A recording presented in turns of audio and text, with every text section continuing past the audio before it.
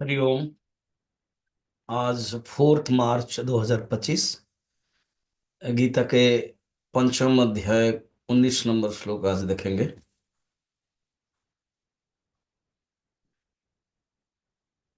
ये जो संसार है ना, ये अज्ञान से उत्पन्न होता है। ये द्वैत बुद्धि ही दोष है।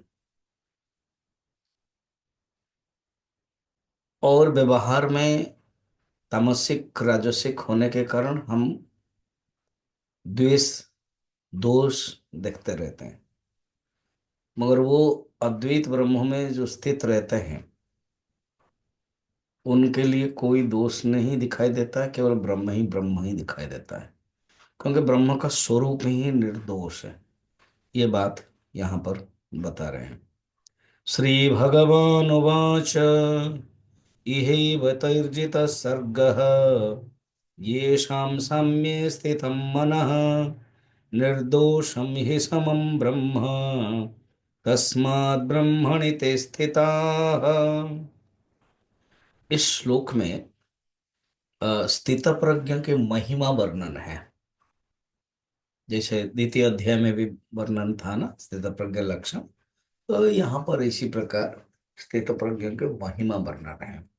क्या महिमा है कि ये सा मन है, जिनका मन साम्य स्थितम, जिनका मन साम्य अवस्था में स्थित रहता है, वही स्थित प्रज्ञ, वो ही स्थित रहते हैं। हमारा जो मन है वो साम्य ब्रह्म में न रह करके व्यवहार के जो डाइवर्सिटी है, जो विविध है, जो विषम है, उसमें रहता है। तो यहाँ पर कहते हैं उनको साम्य ब्रह्म। तो साम्य ब्रह्म ये शब्द क्या है? अर्थात साम्य की अवस्था, सम समान, ब्रह्म का ही स्वरूप सम है। इसलिए आगे कहेंगे समम ही ब्रह्म निर्दोषम।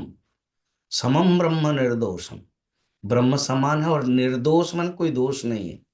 अज्ञान रूपक दोष किंचित मात्र नहीं, किंचित भी नहीं है। और एक क्या है? इह एव सर्ग, इस संसार में ही वो अपने मन को कंट्रोल किया है। सर्ग जितः, ये इसी संसार में ही, ये संपूर्ण जो संसार है। सर्ग का अर्थ है जन्म रेले। तो जीवित रहते हुए भी जो आगे के जो जन्म हो रहा है ना, सर्ग सृष्टि, वो को कंट्रोल कर दिया। इसका अर्थ है वो फिर जन्म नहीं लेने वाले हैं। तस्मात् ब्रह्मणि ते स्थिता, इसीलिए वो ब्रह्म में स्थित है। अब अनेक उदाहरण आता है। वो दत्तात्रेय के पास जदू राजा जाते हैं, ये भी कथा है। और भागवत में उसी दत्तात्रेय के पास प्रहलाद भी जाते हैं। दोनों ने ही अपने अपने ढंग से प्रश्न पूछते हैं कि आप इंद्रियों से कोई व्यवहार तो कर नहीं रहे हैं, मगर बड़े आनंद में सुख में रहते हैं, ये कारण क्या है? तो उन्होंने उपदेश दिया। दोनों ने ही अपने अपने ढंग से रियली यदु राजा को 24 गुरु के बारे में बताया, प्रहलाद को कम बताया। प्रहलाद ज्यादा ज्ञानी है, भक्त है, समझदार है, थोड़ा सही समझ के ही चले गए। तदत्रात ऐसी स्थिति में है। जड़ भरत, जो भरत राजा थे, मृग शिशु के कारण आसक्त हो गए थे, बाद में आंगिरस ब्राह्मण के पुत्र के रूप में जन्म हुए, मगर जड़ रूप में रहते थे, स्थित प्रज्ञ थे जड़ भरत। उनको कोई भोजन दो या कोई कुछ करो, फिर रघुराम को उन्होंने उपदेश दिया ऐसे ही। तो इस प्रकार के स्थिति में वो रहते हैं।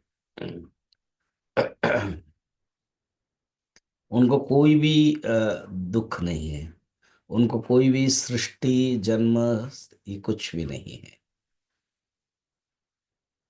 वो असंग रूप में रहते हैं। असंगो अयम पुरुष।